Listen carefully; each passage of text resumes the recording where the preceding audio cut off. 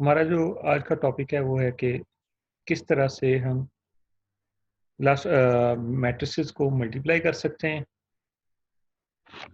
तो last time हमने जो डिस्कस किया था वो था कि दो मैट्रिसेस को किस तरह से मल्टीप्लाई किया जा सकता है। आज का जो टॉपिक है वो है कि हमने सबसे पहले देखेंगे डायनेमिक प्रोग्रामिंग क्या है। डायनेमिक प्रोग्रामिंग के बाद नेक्स्ट देखेंगे कि मैट्रिक्स चेन ऑर्डर प्रॉब्लम क्या है और किस तरह से हम उसको सॉल्व कर सकते हैं। उसका एल्गोरिथम देखेंगे, उसके डायनेमिक फार्मूलेशन जो है वो देखेंगे और एक एग्जांपल की मदद से इसको सॉल्व करेंगे। तो स्टार्ट करते हैं।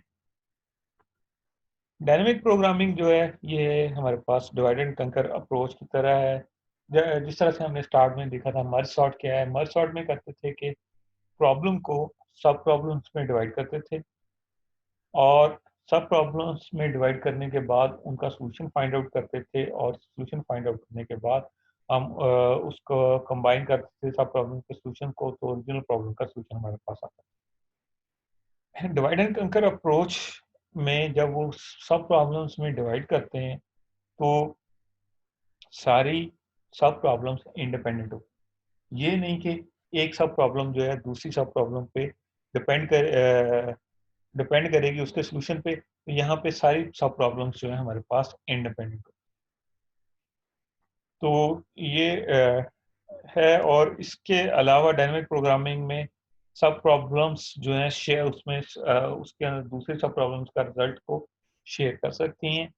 और ये जो है इस केस में जब मीन्स के एक सब प्रॉब्लम का रिजल्ट दूसरी सब प्रॉब्लम पे डिपेंड करेगा तो हम कहते हैं उस केस में हमारे पास डिवाइड एंड कंकर अप्रोच यूजफुल नहीं। उसके लिए एक एलास स्ट्रेटजी है जिसको हम डायनेमिक प्रोग्रामिंग कहते हैं। यहाँ पे प्रोग्रामिंग से मुराद प्रोग्राम करना नहीं, ये एक स्ट्रेटजी है जिसकी बेस पे हम इसको सॉल्व करते हैं। और डायनेमिक प्रोग्रामिंग जो है इस तरह से काम करती है कि सॉल्यूशन जो है सब प्रॉब्लम का एक मतलब कंप्यूट करके एक टेबल में सेव कर लेती है। अब जिस सब प्रॉब्लम को वो सॉल्यूशन चाहिए होगा वो उस टेबल की एंट्री से जाके वो गेट कर सकते हैं।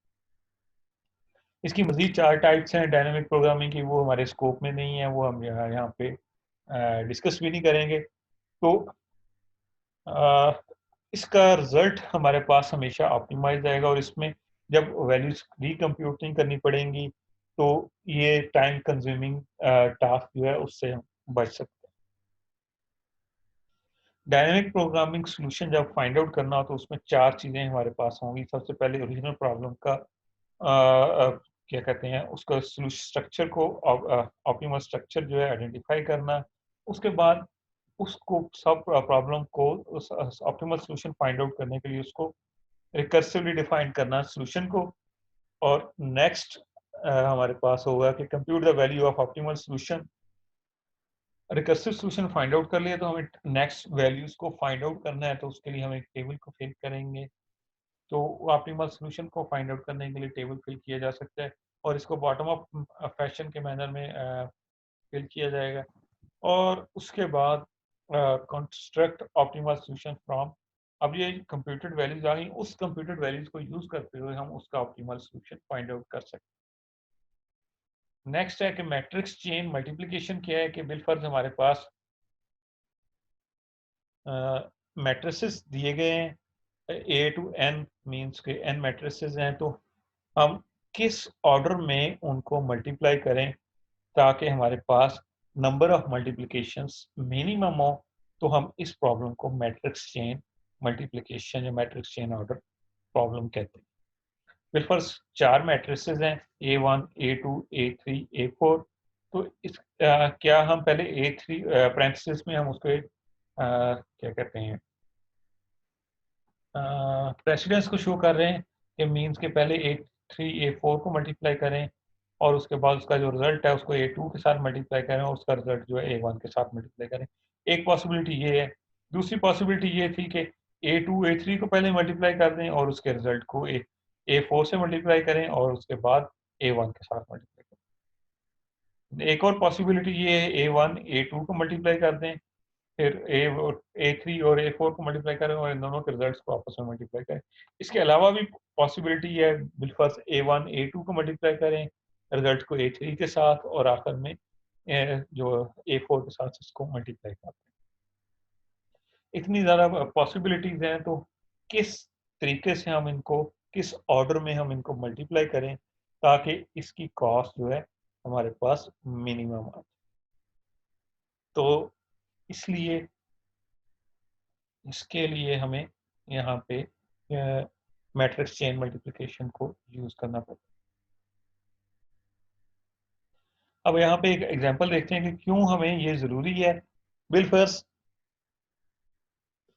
3 मैट्रिक्सेस हैं A1, A2, A3 और A1 को A2 और A3 को आपस में मल्टीप्लाई करना, उसकी डायमेंशंस दी हैं। A1 का साइज जो है 10 मल्टीप्लाई बाय 100 है, A2 का 100 बाय 5 है और A3 का 5 बाय 50 है। तो किस ऑर्डर में मल्टीप्लाई किया जा सकता है? पहले A1 को A2 से मल्टीप्लाई करें और उसके बाद A3 से मल्टीप्लाई करें, या फिर A1 A2 और A3 को पहले मल्टीप्लाई करें और उसके रिजल्ट को हम A1 के साथ मल्टीप्लाई करें। फॉर एग्जांपल हमने लास्ट टाइम देखा था कि मैट्रिक्स मल्टीप्लिकेशन में कि नंबर ऑफ मल्टीप्लिकेशन कैलकुलेट की थी, वो था कि पहले पी क्यू आर यानी कि पहले की डिमेंशन रोज, दूसरे का कॉलम्स और फिर आखिरी पहले के कॉलम्स मल्टीप्लाई बाय लास्ट दूसरे मैट्रिक्स की कॉलम्स को मल्टीप्लाई करते थे, तो हमारे पास नंबर ऑफ मल्टीप्लिकेशन हम गेट कर रहे हैं। इसी तरह A1 को A2 से मल्टीप्लाई करें तो हमारे पास रिजल्ट आएगा 10 मल्टीप्लाई बाय 100 मल्टीप्लाई बाय 5, तो 500 मल्टीप्लाई बाय 10 5000 आ जाएगा और उसका रिजल्टेंट मैट्रिक्स का साइज क्या आएगा 10 बाय 5 और 10 बाय 5 है तो उसको हम 5 बाय 50 A3 के साथ मल्टीप्लाई करेंगे तो उसका resultant 10 multiply by 5 multiply by 50 तो 2500 मल्टीप्लिकेशंस आएंगी इसमें। तो टोटल मल्टीप्लिकेशन कितनी आएंगी 5000 प्लस 2500, तो टोटल हमारे पास मल्टीप्लिकेशन 7500 मल्टीप्लिकेशन आ सकती हैं। नेक्स्ट जो हमारे पास आएगा कि सेकंड वे में क्या करेंगे। सेकंड वे में अगर मैट्रिक्स का साइज 100 बाय 5 मल्टीप्लाई बाय 50 है तो रिजल्टेंट यानी कि A2 A3 को पहले मल्टीप्लाई किया तो 25000 मल्टीप्लिकेशन आई हैं और उसके रिजल्ट को A1 के साथ मल्टीप्लाई किया तो टोटल 50,000 आएंगे, तो टोटल मल्टीप्लिकेशन हमारे पास 75,000 आएंगे। अब देखें मैट्रिसेस वही हैं, साइज उनका वही है, सिर्फ ऑर्डर चेंज किया है, तो नंबर ऑफ मल्टीप्लिकेशन सेकंड में ऑलमोस्ट 10 टाइम्स ज्यादा है।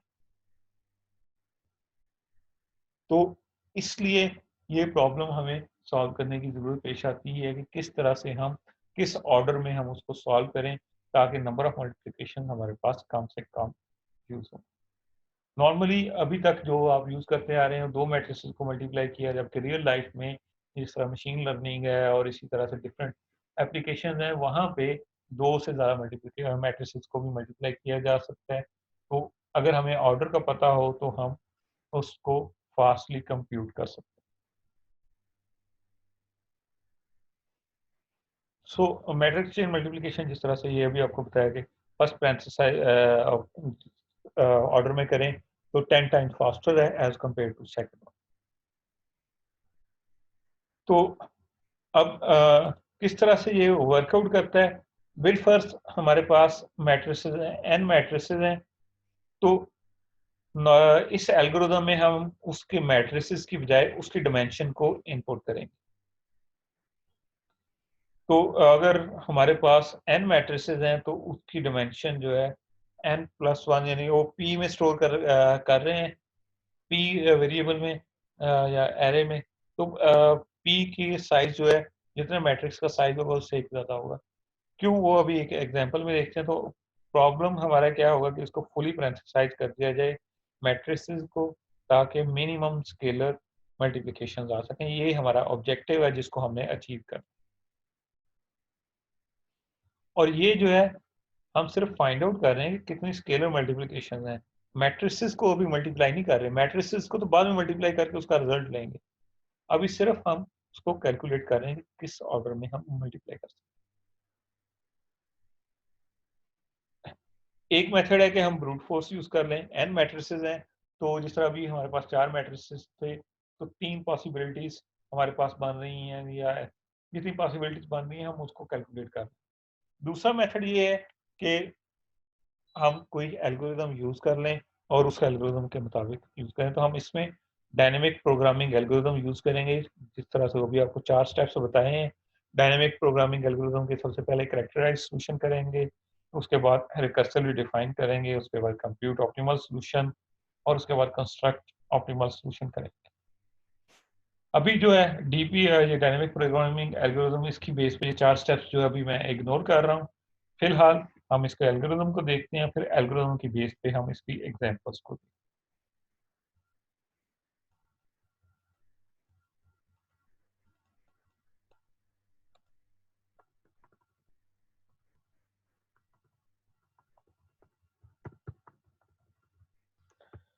ये हमारे पास एल्गोरिदम है, इसमें हमारे पास जो इनपुट के तौर पे आएगा मैट्रिक्स चेन ऑर्डर प्रॉब्लम है, और इसमें जो इनपुट के तौर पे हमारे पास आएगा वो पी है। पी में स्टोर होगा मैट्रिक्स की जितनी मैट्रिसेस हैं उनकी डायमेंशन। मींस अगर हमारे पास 4 मैट्रिसेस हैं या 3 मैट्रिसेस हैं, और पहले की डायमेंशन जो है A1 की डायमेंशन जो है हमारे पास 2 मल्टीप्लाई बाय 3 है, और A2 की डायमेंशन जो है हमारे पास 3 मल्टीप्लाई बाय 4 है, और A3 की डायमेंशन जो है वो हमारे पास बिलफर्ज 4 मल्टीप्लाई बाय 6 है। तो P मैट्रिक्स में या P एरे में हमारे पास क्या स्टोर होगा? P is equal to 2 comma, मैं अभी कॉमा लगा रहा हूँ, 3 कॉमा 4 कॉमा 6, यानी कि अब हमारे पास ये स्टोर होगा। तो इसकी बेस पे हम मैट्रिक्स को फाइंड आउट कर सकते हैं कितने मैट्रिक्स होंगे, यानी कि इस एल्गोरिथम की इनपुट ये हमारे पास आएगी। तो पहले मैट्रिक्स की डायमेंशन क्या होगी? 2 मल्टीप्लाई बाई 3, क्योंकि दूसरे के साथ मल्टीप्लाई करना है तो दूसरे का कॉलम्स पहले की रोज के अगले मैट्रिक्स की रोज के इक्वल आने चाहिए। तो ये इसलिए यहाँ पे 3 को हम एक दफा लिख रहे हैं। तो 2 कामा 3, अब अगला मैट्रिक्स 4 कामा 6, 3 कामा 4 आ गया, अगला आ गया 4 कामा 6। तो जितनी ये पी की वैल्यू होगी उससे एक कम हमारे पास मैट्रिसेस होंगे, काउंट कर सकते हैं आप। यहाँ पे 3 है तो 4 पी की वैल्यू है, 4 एंट्रीज हैं, तो यहाँ पे इसकी 3 मैट्रिसेस होंगे। मीन्स के हम number of matrices find out कर रहे हैं पी डॉट लेंथ -1 के साथ। दो एरेस बनाए हमने इसमें, एक है एम 1 टू एन, और दूसरा यानी कि एन रोज एन कॉलम्स, और एक एस मैट्रिसेस है जिसमें हम स्टोर करेंगे किस पे वैल्यू पे हम इसको स्प्लिट करते हैं। 1 टू एन -1 और 2 टू एन में एन है, ये इसलिए यूज कर रहे हैं कि सेम मैट्रिक्स को सेम के साथ मल्टीप्लाई नहीं कर सकते, इसलिए ये 2 से स्टार्ट कर। ये अभी मैं आपको बता देता हूँ कैसे होगा एग्जाम्पल में। सबसे पहले ये एंट्रीज एम आई, सेम मैट्रिक्स को सेम मैट्रिक्स के साथ हम मल्टीप्लाई नहीं कर रहे, तो उसकी रेक्टेंगुलर वैल्यूज हमारे पास सॉरी डायगोनल में जितनी वैल्यूज हैं वो सारी जीरो होंगी। Means I comma I is equal to zero. अब यहाँ पे एक लूप यूज किया है, L is equal to 2 to N. यहाँ पे एल से मुराद है उसकी लेंथ जो 2 से स्टार्ट होगी, यानी कि कम से कम 2 मैट्रिसेस को तो मल्टीप्लाई कर रहे हैं स्टार्ट में, 2 से फिर 3 को करेंगे, फिर 3 लेंथ के, फिर 4 लेंथ के, फिर 5 लेंथ के, फिर एन लेंथ तक हम इसको जाएंगे। तो इसलिए स्टार्ट लेंथ 2 से कर रहे हैं। आई से मुराद और जे से मुराद है कि कौन सा सेल को हमने फिल करना है, और स्टार्ट में उस सेल की हमने उसकी मिनिमम वैल्यू फाइंड आउट करनी है, तो उस सेल में स्टार्ट में हम इंफिनिटी स्टोर कर देंगे, और इंफिनिटी के बाद जो है के की वैल्यू पॉइंट आउट करती है कि किस पॉइंट पे हमने इसको स्प्लिट करना है। के की वैल्यू जो है आई से लेके j-1 तक, मीन फर्स्ट टाइम 2 से लेके जे की वैल्यू हमारे पास 2 प्लस आई की वैल्यू 1 है, 1 प्लस 2 3 माइनस 1 2 2 से लेके 2 तक, तो उसके लिहाज से स्प्लिट होगा। उसमें जो के आई से लेके के और के से प्लस 1 से लेके जे तक, और इनको यानी कि प्रीवियस वैल्यूज जो कैलकुलेट हो चुकी हैं उनको सम करेंगे, प्लस जो करंट मैट्रिक्स जिसको हम मल्टीप्लाई कर रहे हैं उसकी डायमेंशन, उसके लिहाज से नंबर ऑफ मल्टीप्लिकेशंस यहाँ पे कैलकुलेट कर। अब जो वैल्यू कैलकुलेट होके आई है क्यू, तो क्या जो करंट वैल्यू उसमें स्टोर है, अगर ये उससे छोटी है तो हम उसमें क्यू की वैल्यू स्टोर कर देंगे, और जिस पॉइंट पे हमने की है तो वहां पे हम के की वैल्यू को इंसर्ट कर दें।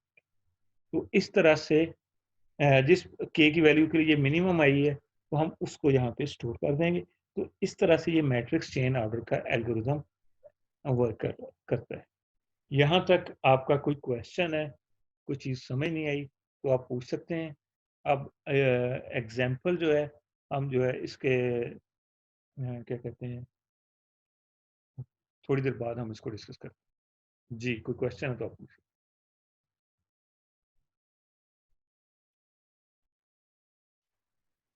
एल्गोरिदम में हमारे पास सबसे पहले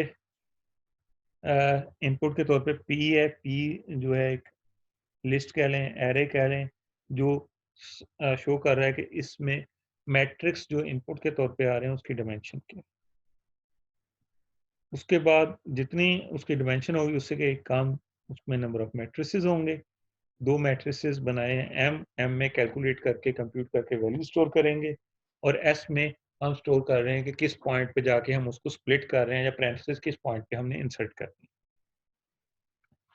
है। नेक्स्ट है कि फॉर अब सेम मैट्रिक्स को सेम मैट्रिक्स के साथ हम मल्टीप्लाई नहीं कर रहे, तो उस एंट्री में, डायगोनल एंट्रीज में आई जहाँ पे वो सेम है तो वहाँ पे हम उसको जीरो के साथ इनिशियलाइज कर देंगे।